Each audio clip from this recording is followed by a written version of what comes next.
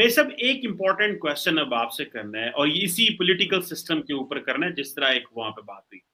India का political system largely stable है, democratic transitions हो रही हैं, लेकिन इसके साथ साथ ये कहा जाता है कि इंडियन जो डेमोक्रेसी है वो इलिबरल है। वो कहा जाता है जी कि हिंदू मेजोरिटेरियनिज्म है। ये कहा जाता है जी कि फॉर इंस्टेंस सिविल लिबर्टीज नहीं है, मीडिया खतरे में है। जिस तरह एक इंटरनेशनल कम्युनिटी सारा वो पोर्ट्रे करता है। एक स्ट्रॉन्ग डेमोक्रेसी तो है ही है इंडिया के अंदर, और जिस तरह प्राइम मिनिस्टर मोदी जो है वो बार बार इलेक्शन जीत रहे हैं, तो एंड पीपल हैव ट्रस्ट। और आप देखें कि इंडियन जो डेमोक्रेसी है उसके मजबूत होने के बाद इंडियन इकोनॉमी भी जो है वो तरक्की कर रही है। अगर कोविड आया बीच में, हालात खराब हो गए, लेकिन पॉलिटिकल सिस्टम इतना स्ट्रांग था कि उसकी वजह से किसी किस्म का नहीं हुआ और इकोनॉमी जो है वो उसने शूट किया। ये जो एक ओवरऑल इंडिया के बारे में ये जो इमेज है या जो एक चीज है, इसको इंडिया कैसे देखता है? क्या आप समझते हैं कि ये इंटरनेशनल कम्युनिटी डबल स्टैंडर्ड से देख रही है, या क्या आप समझते हैं कि देयर आर फॉल्ट लाइंस जो सिस्टम के अंदर है, जो मौजूद हैं सिस्टम के अंदर? कि एक ये भी कहा जा रहा है कि जो पाकिस्तान तो इस्लामिक स्टेट है और हम 75 साल से इस्लामिक स्टेट है। इंडिया के अंदर ये कहा जा रहा है कि इंडिया जो है उसको अभी 2014 में पता चला है कि शायद वो एक हिंदू स्टेट बनना चाहती है। ये बहुत सारे इंडिया में ये जो बातें हो रही हैं, सो आप इसको कैसे देखते हैं? 75 साल बाद आप समझते हैं कि democracy on the track, things are running, लेकिन ये लोग इस तरह बात करते रहते हैं। How do you see this ये stability of the political system और ये जो नोशंस मैंने डिस्कस की? चीमा साहब, दो तीन बातें मैं बताऊंगा आपको। पहली चीज तो ये है कि फॉल्ट लाइंस हर एक मुल्क में है, भारत में भी है। तो अगर कोई भी भारतीय कह रहा है कि जी हमारे मुल्क में हम लोग होमोजीनियस एंटिटी हैं और हमारी कोई फॉल्ट लाइन नहीं है और हम एक दूसरे से नफरतें नहीं करते, हम एक दूसरे से लड़ते नहीं है, भाई भाई की तरह रहते, तो ये बात गलत है, ऐसा नहीं है। पहली चीज, दिस इज रॉन्ग। दूसरी बात मैं आपको ये कहना चाहता हूँ कि जैसे कि हम लोग कहते हैं कि पॉलिटिकली स्टेबल है, there is an acceptance in India. एक जनरली देखिए, बात यह है कि हमारे यहाँ भी बड़ी सारी गड़बड़ें हुई हैं इन द पास्ट। करप्शन हमारे साथ भी हुआ है, हमारे पास भी बहुत सारे इश्यूज हुए इन द पास्ट। अभी भी थोड़े बहुत इश्यूज चल ही रहे हैं इंडिया में, ऐसे तो नहीं खत्म हो गए। लेकिन overall the Indian mindset irrespective of religion is let us follow the rule of law. Generally कानून को मानना। एक और बात है चीमा साहब, मैं आपको बताता हूं कि इंडिया इज 82-83% हिंदू है।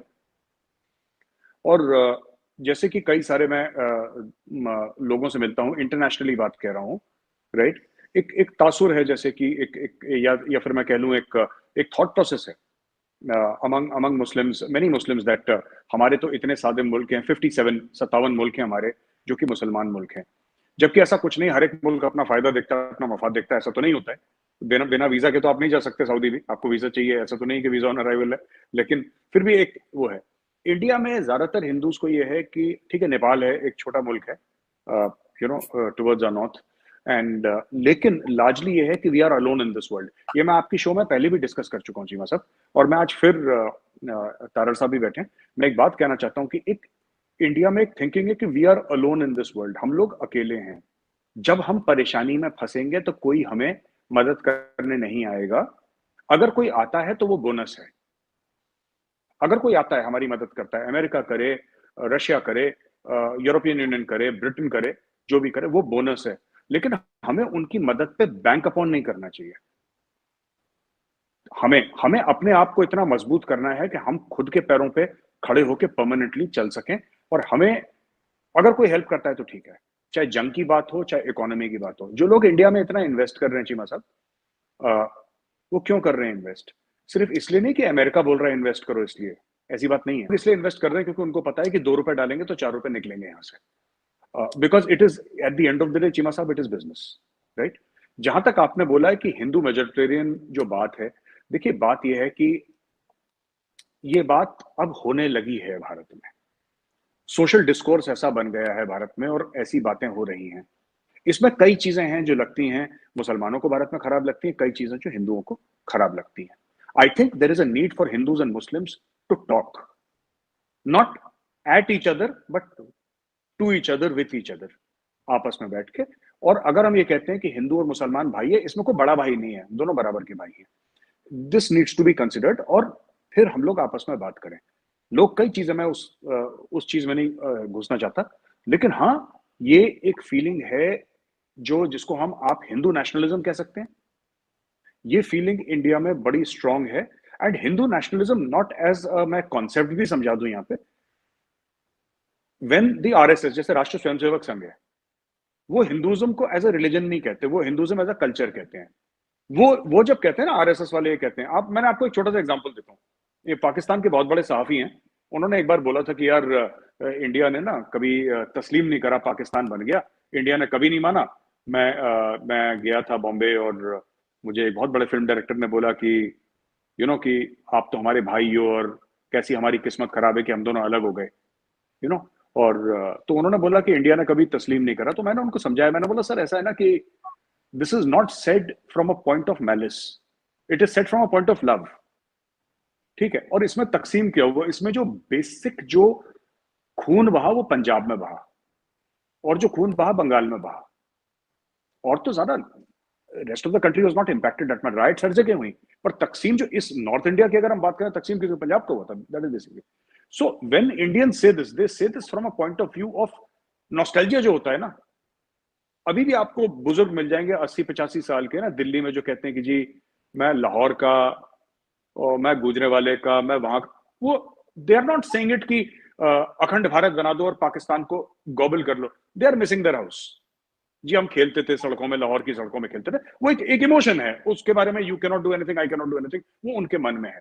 अच्छा, ये जो फीलिंग है ना कि दुनिया हमारे बारे में कह रही है, ये भी ठीक है कि दुनिया, चीमा साहब ये आपने बिल्कुल ठीक पॉइंट आउट करा कि दुनिया ऐसा कह जरूर रही है भारत के बारे में, लेकिन मैं आपको बताता हूं इसके पीछे ना हमें भी जरूरत है कि हम लोग समझाएं सच्चाई दुनिया को।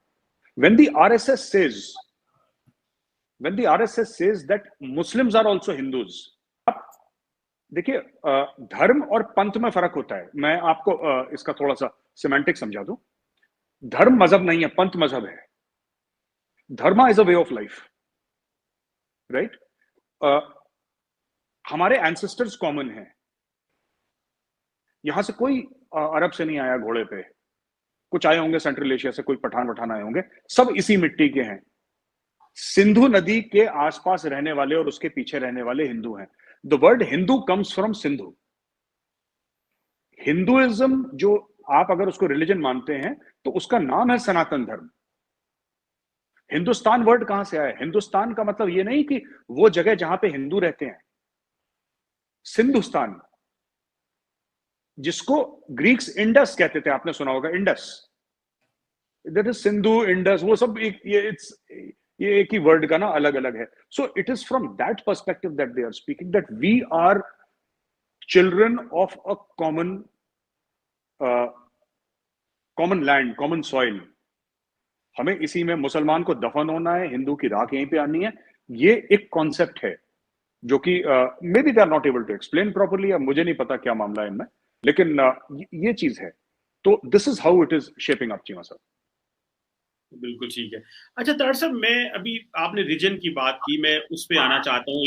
चलो हमने आधे घंटे में ये जो लोकल इंटरनल बात है भारत और पाकिस्तान की वो तो कर ली, और दूसरा जो सबसे बड़ी बात है मेजर साहब की, मैं सब चीजों से एग्री करूंगा, बल्कि मैं उसमें थोड़ा सा ऐड करना चाहूंगा कि हिंदू लफ्ज जो शुरू हुआ है इंडस रिवर से शुरू हुआ, लेकिन सबसे पहले जिन्होंने हिंदू वर्ड यूज किया था पर्शियंस आए थे इस एरिया में। They change from Sindhu to Hindu, because I have read the history of Ashoka civilization and Gupta civilization, और खासकर इंडस वैली। हमारे एक इत्तेजाज आसम साहब है, उन्होंने किताब लिखी थी इंडस सागा, तो उसके अंदर उन्होंने, I enjoyed it very much, और I am very much inspired by the Gupta civilization and Ashoka civilization, जो कि हमारा, मैं समझता हूँ सब कॉन्टिनेंट का एक चीज, बल्कि उसको बढ़ाना चाहिए मजीद। लोगों को पता ही नहीं है कि व्हाट इज अशोका सिविलाइजेशन और गुप्ता, और हमारी हिस्ट्री, हमारी सिविलाइजेशन कितनी पुरानी है। हमने चीज, यूरोप बहुत पीछे था हमारी सिविलाइजेशन से।